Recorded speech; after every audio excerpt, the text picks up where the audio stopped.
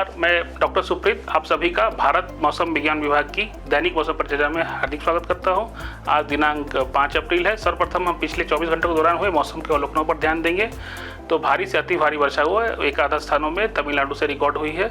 उसके अलावा भारी वर्षा जो हुई है वो साउथ इंडियन कर्नाटका, केरला और अरुणाचल प्रदेश के एक आध हिस्सों से प्राप्त हुई है। जो उष्ण लहर है, गंभीर उष्ण लहर, अति उष्ण लहर और से उष्ण लहर की जो स्थिति है वो सौराष्ट्र और कच्छ के एक आध हिस्सों से प्राप्त हुई है।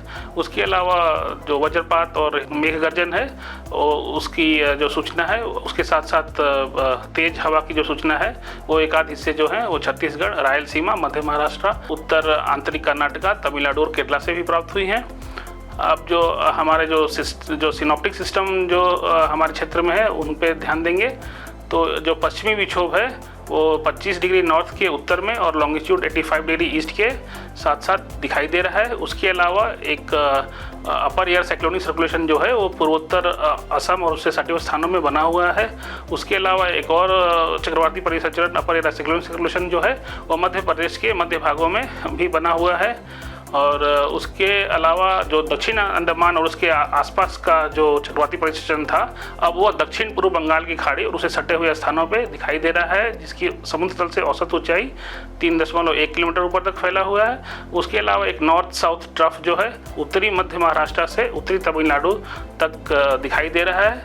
और 8 अप्रैल 2025 से पश्चिमी हिमालय क्षेत्र में जो हमारे है उसमें एक नया पश्चिमी विक्षोभ आने की संभावना है।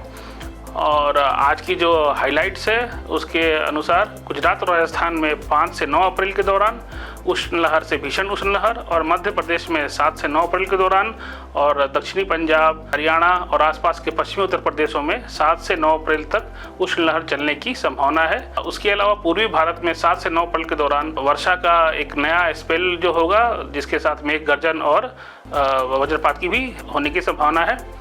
और अगर हम पिछले 24 घंटों के दौरान ये चित्र में देखें, जो अधिकतम तापमान है वहाँ दर्ज किया गया उसको दिखा रहा है। तो सौराष्ट्र और कच्छ के कुछ स्थानों में, दक्षिण पश्चिम राजस्थान, उत्तर गुजरात क्षेत्र में एक आध स्थानों पर कल अधिकतम तापमान 40 से 44 डिग्री के बीच था।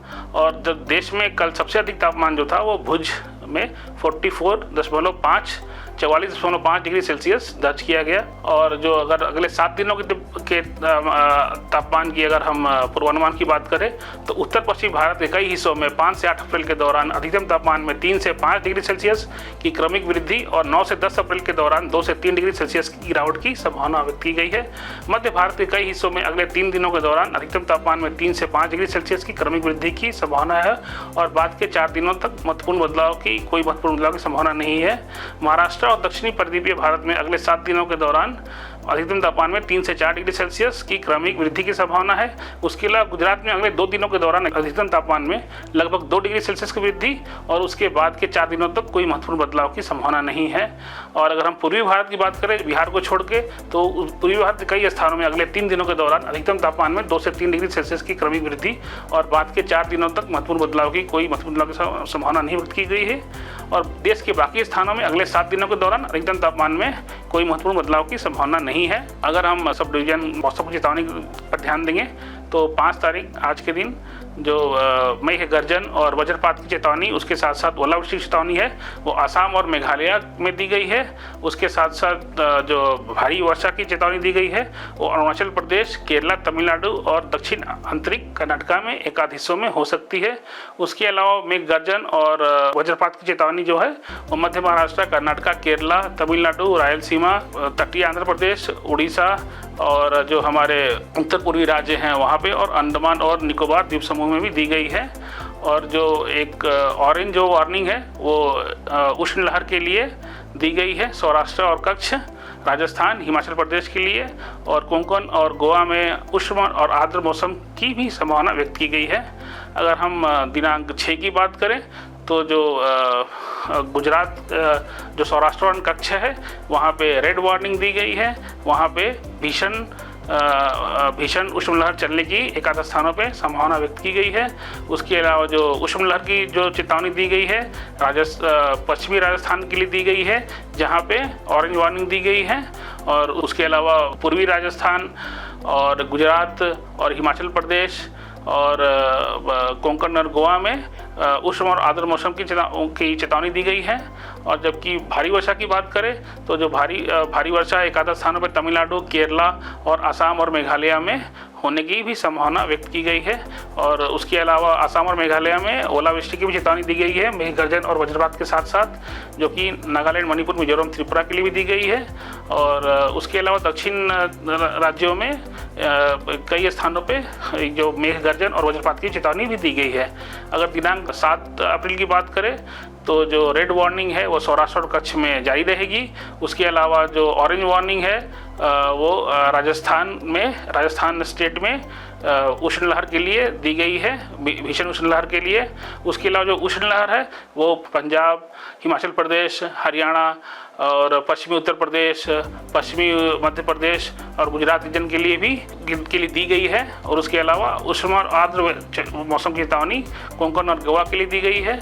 और जो मेघ गर्जन और वज्रपात की जो चेतावनी है, जो उत्तरी प्रायद्वीपीय हमारे जो क्षेत्र हैं, कर्नाटका, रायलसीमा, तेलंगाना और तटीय आंध्र प्रदेश और उसके अलावा छत्तीसगढ़ और बिहार, झारखंड, गंगई, पश्चिम बंगाल और सब हिमालयन, वेस्ट बंगाल और सिक्किम और उसके अलावा असम, मेघालय, नागालैंड, मणिपुर, मिजोरम के लिए भी दी गई है। दिनांक 8 के लिए जो है वो जो हमारे पूर्वी राज्य और पूर्वोत्तर राज्य हैं उसके लिए जो मेघ गर्जन और वज्रपात की चेतावनी जारी रहेगी। बिहार में ओलावृष्टि की चेतावनी दी गई है दिनांक 8 के लिए। उसके अलावा जो उष्ण लहर है, भीषण उष्ण लहर की चेतावनी, ऑरेंज वार्निंग दी गई है गुजरात और सौराष्ट्र, कच्छ और पश्चिमी राजस्थान में। और जो उष्ण लहर है उसकी चेतावनी दी गई है पंजाब के दक्षिणी हिस्से, हरियाणा और पश्चिमी उत्तर प्रदेश और मध्य प्रदेश और राजस्थान में दी गई है। उसके अलावा मेघ गर्जन और वज्रपात की चेतावनी जम्मू कश्मीर के लिए भी जारी की गई है।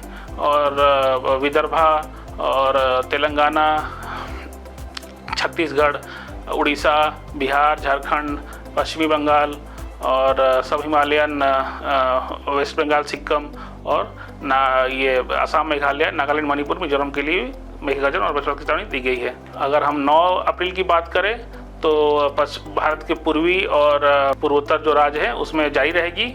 और हिमालयन, पश्चिमी हिमालयन क्षेत्र जो है, जम्मू कश्मीर, हिमाचल प्रदेश और उत्तराखंड में भी मेघ गर्जन और वज्रपात की चेतावनी जारी रहेगी। और जो ऑरेंज वार्निंग है उष्ण लहर के लिए, भीषण उष्ण लहर के लिए, वो सौराष्ट्र और कच्छ, पश्चिमी राजस्थान में जारी रहेगी। और भीषण उष्ण लहर एक आधा स्थानों पर जो गुजरात, पूर्वी राजस्थान और मध्य प्रदेश और विदर्भा में हो सकती है। दिनांक 10 की बात करें अगर 10 अप्रैल की, तो जो उष्ण लहर की चेतावनी है वो राजस्थान और मध्य प्रदेश और विदर्भा में एक आधा स्थानों पे हो सकती है।